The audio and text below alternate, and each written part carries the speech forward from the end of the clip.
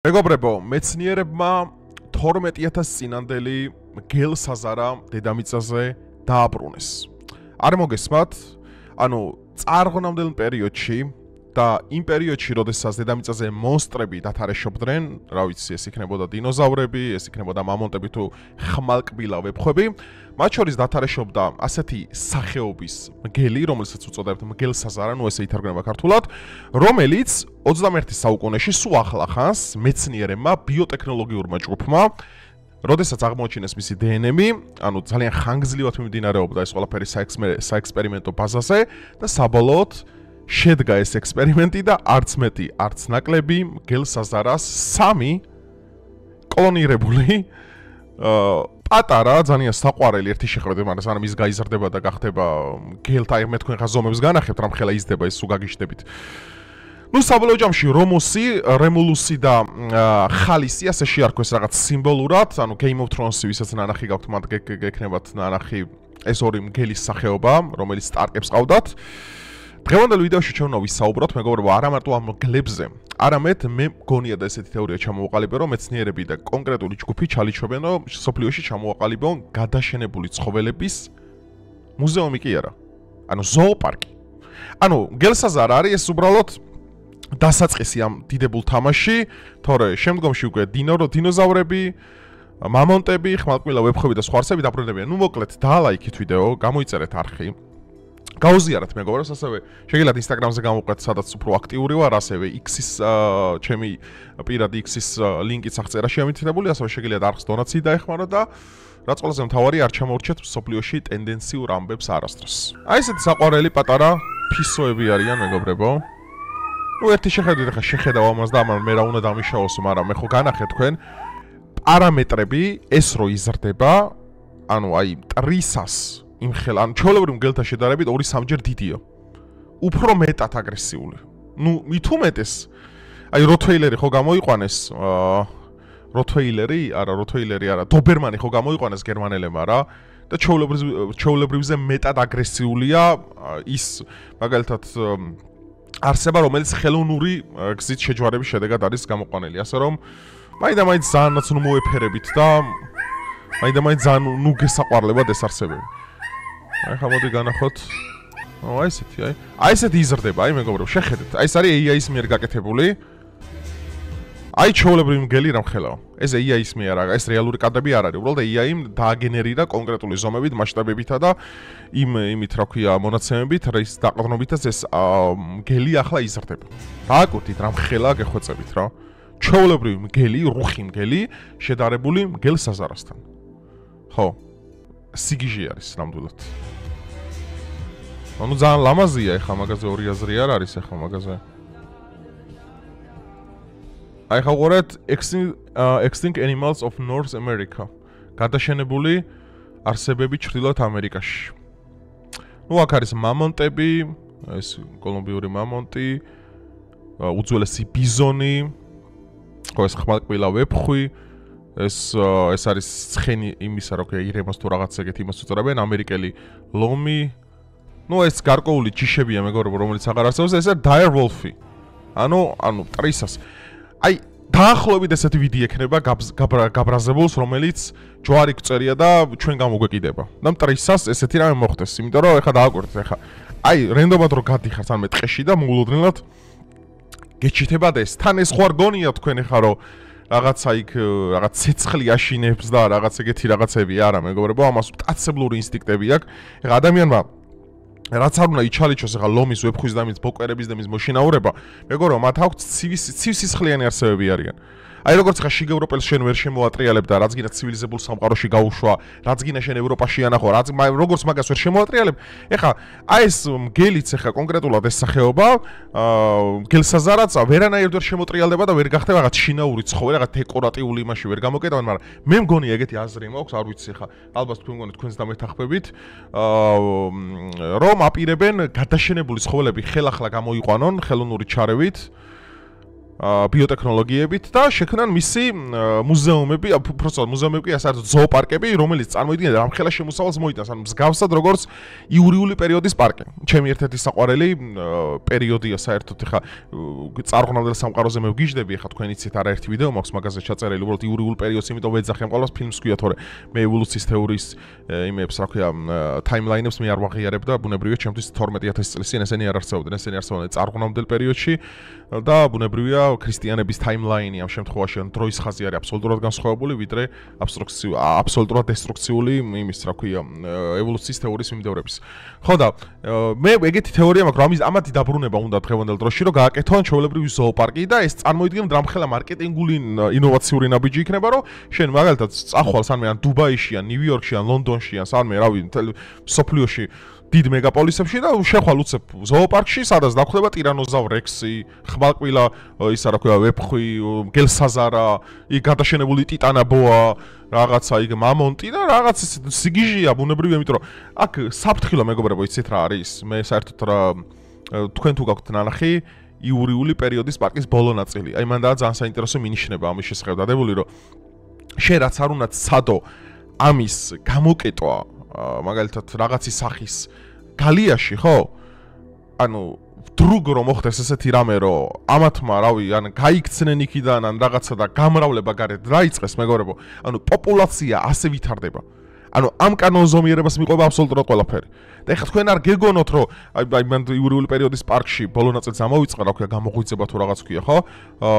დომინიონი, ბოდიში დომინირება, ხო? ესეთი გადაშენებული ცხოველები, დინოზავრები იწყებენ ადამიანთან თანაცხოვრებას, მაგრამ როგორ თანაცხოვრებას? ის ჭამენ, რავი, იმას შვებიან, რა ქვია, იპყრობენ სასიცოცხლო არსებულ ზონებს, საცხოვრებელ ზონებს, ანუ პრაქტიკულად ტყეში კი აღარ მიდიან, ქალაქებში ცხოვრობენ ჩვეულებრივად რა გადაადგილებიან და დომინირებენ მთელ პლანეტაზე. ანუ ამის საშიშროება არის ძალიან მაღალი და შესაბამისად ყველაფერი ეგრე იწყება რა, ნებისმიერ მეცნიერებმა ეს გააკეთეს, თავი და ყველა ტასს უკრავს, არა ლამაზია, ეხა ძალიან ლამაზი არსება. ნუ ეხა ეს არა ძალიან გაბრაზებულია, მაგრამ წაყანის თეთრი რომ ნახეთ, სტარკების დერვოლფი კიდე სხვანაირია, ხო? და ეხა თქვენ წარმოგიდგენიათ ესეთ არსებას, რომელიც ბუნებაში, ანუ რეალურად, ამას მე მოდი ხა რაღაცას განახებთ. ეხა თქვენ გაიგებთ მე რისი თქვა მინდა მეგობრებო. ესა 15 დღის, ესა 1 თვის 70 კილომდე იზდებაო ჩემი რას ლაპარაკობ, ეს არის 1 თვის, 3 თვის. აი ესეთ იქნება მეგობრებო 3 თვის. 5 თვე და მე ყოლეთ 1 წელში ყოლოს ვარდივით ამის გამკეთებელი, ამა თუ მოშივდოთ. ეხლა უყურეთ, ესაც IA-ის მიერაა გაკეთებული, მაგრამ ამ ზომას მიაღწევს დაახლოებით გელსაზარო.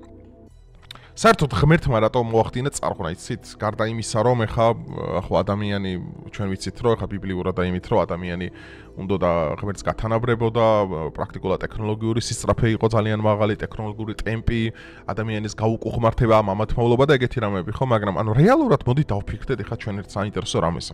საერთოდ ბუნებაში არსებობს თავისი კანონები რა, ანუ ბუნებამ შექმნა იდეალური კანონები. აი მაგალითად ბუნების კანონი რა არის, რომ აი მაგალითად ეხა შენ თუ მაგალითად თაგვებს ტყეში მაგალითად ხო მოსპობ გველები გაანადგურებენ შენს იმებს რა ქვია სათესებს ხო აი მაგალითად შენ თუ კოდალას მოსპობ ხო ბევრი ჭიები გავრცელდებიან და ბუნებრივი ანუ ბუნებაში ყველაფერი არის აწყობილი ძალიან საინტერესო კანონზომიერებას ათელი ბიომრავალფეროვნება იმაზე რომ მაგალითად აი მაგალითად კატებს თუ შენ მაგალითად აი ნიუ-იორკში მე არაერთხელ მაქვს მაგაზე ვიდეოშიც ნათქვამი რომ კატების გამრავლება რო არ დაიწყეს ნიუ-იორკში ძალიან სწრაფად ხო გამრავლდა ვირთხები უსაშველოდ ანუ ყველაფერს აქვს საკუთარი ბიოლოგიური ჯაჭვი, მეგობრებო. ეს არსებები რო განადგურდნენ ძალიან დიდი ხნის წინათ, ხო? ანუ ღმერთმა ინება რომ შენ მომავლის ადამიანი ამასთან შენ ვეღარ ითანაცხოვრებ. ნუ გარდა იმისა რომ ეხა ამათი ჰაბიტუსი შემცირდა, ჭირდებოდა უფრო მეტი საკვები, ჭირდებოდა უფრო მეტი რა ქვია ფოტოსინთეზი, ძალიან ბევრი რაღაცა რაც იმ ეკოსისტემაში მაგალითად რაც 4000-5000 წლის წინათ დედამიწაზე არსებობდა და აბსოლუტურად სხვანაირი ბიომრავალფეროვნება, უფრო ჯანსაღი წყალი, უფრო სუფთა ჰაერი, ხო? ამათ საშუალებას არსებობდა რომ ეცხოვროთ, მაგრამ წარგუნავ შეცვალა ეს ყველაფერი, მეგობრებო. ჩამოიქცა ეს წყლის დამსავი ფენა, რომელიც ბიბლიაში მოხსენიებულია, რითიც ადამიანები 900 წელი ცხოვრობდნენ, 700 ხო პირდაპირ ბიბლიაში წერია, ხო? და ადამიანის გენეტიკა თვითონ ადამიანის დნმ გახდა დეგენერაციული.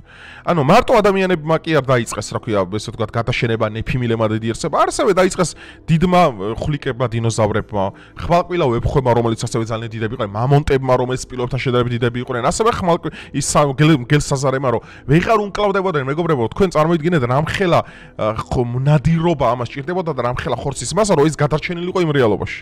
ვერ ახერხებდა პოპულაცია არ იყო ადამიანების ზანმაღალი და ამან განაპირობაა ბიო ჩარევა დედამიწაზე, რომ დაიწყო ამათი გადაშენება, ანუ პოპულაციამ დაკარგა უკვე მისი თელი აქტუალურობა და სიცოცხლის უნარიანობა. ეხლა შენ როგორია ბოროტება ეს ძალიან დიდი, მინდა პირდაპირ გითხრათ, რომ ეხლა შენ ესეთ არსებასო დედამიწაზე აბრუნებ, ხო? ანუ პრაქტიკულად ერევი ღმერთის საქმეში. ერევი ბუნების საქმეში. და ბუნება ბრძანებელია, იგი მონა თავისა ხო გაგიგიათ ეს ძალიან შესანიშნავი ვეფხვის ტყავსანიში, რომ ბუნება ბრძანებელია, მეგობრებო. ბუნება წყვიტავს, რანაირად უნდა იყოს ჩვენი ბიომრავალფეროვნება, რა კანონზომიერებით უნდა განვითარდეს.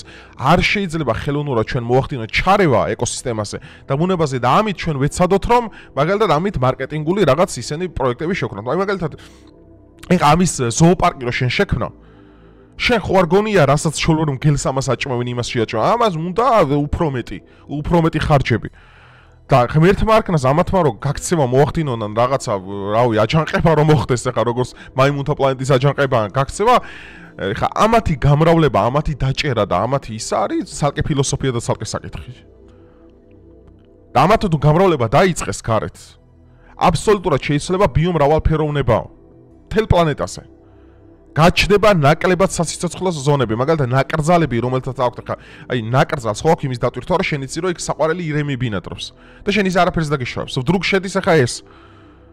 იქ წყვიტავს ბიოლოგიურ ჯაჭვებს, იქ იწყებს დომინაციას და როგორ არ ყველაფერი მეგობრებო აწყობილი იცით, რომ წარმოგიდგენთ, თაგვმა იცის, ანუ რა დონეზე უნდა გამრავლდეს, რომ ისი არეგულირებს, აი უხილავი ხელით ლიბერტანიანებს ისიჩი, იმდენად ბუნება არეგულირებს ამ ყველაფერს, რამდენი თაგვი უნდა გამრავლდეს, რამდენი გელი უნდა გამრავლდეს, რამდენი ისა რა ქვია, თევზი უნდა იყოს მაგალითად, რამდენი გველი უნდა იყოს, რომ ეს ყველაფერი თანაცხოვრება შეძლონ ამ ყველაფერმა.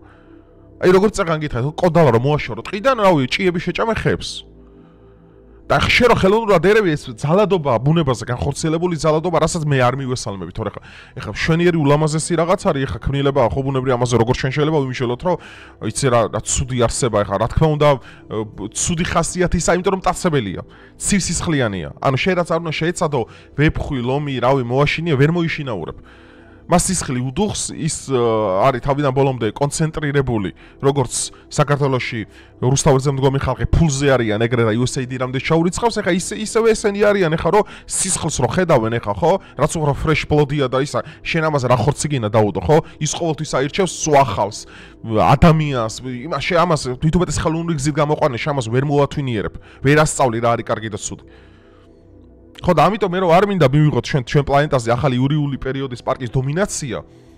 ხო, ამიტომ მე არ მივესალმები ამას, ხა ბევრმა გამოვიდა და თქვა რომ პოზიტიურია, ჩემთვის არ არის პოზიტიური, რომ ვერავით ღმერთის საქმეში, ვერავით ბუნების საქმეში, ჩვენი ხელოვნური ჩარევის შედეგად ჩვენ პლანეტა შეიძლება სერიოზული ზიანი მივაყენოთ, თორემ მეგობრებო, ნებისმიერი რამე, აი ფილმები ნახეთ თუ გინდათ, სპაიდერმენიდან დაწყებული დამთავრებული გობლინამდე ყველაფერი მეცნიერებმა დაიწყეს ამაზე მუშაობა, ყველა ტარს უკრავდა თავიდან და მე უცებ გაგიჟდნენ ადამიანები და დაიწყეს რაღაც სუპერგმირებისა და იმების ვილანების ჩამოყალიბება, ხო, ბოროტმოქმედების და ამიტომ მე არ მივესალმები ესეთ რამეებს რა.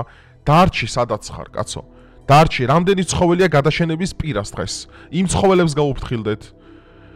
უკეთესად ვიზრუნოთ ეკოსისტემაზე, მოვაწესრიგოთ ხეები, აღარ დაობინძუროთ ხე-ტყე, უფრო მეტად გაუფრთხილდეთ, რომ ეს ცხოველებიც ჩვენთვის არიან აუცილებელი ჩვენ ეკოსისტემისთვის. ძალიან საჭიროა ეხლა მაგალითად აი რუსმა ოკუპანტებმა რომ ბომბები ჩამოყარეს ბორჯომში, ხო და იმას რა უქნეს, ხო ეს არის ხო ბუნებაზე ძალადობაა რეალურად. ანუ ტყეს რო შენ ხანძარს უკა ეს ძალიან დიდი ძალადობა არის.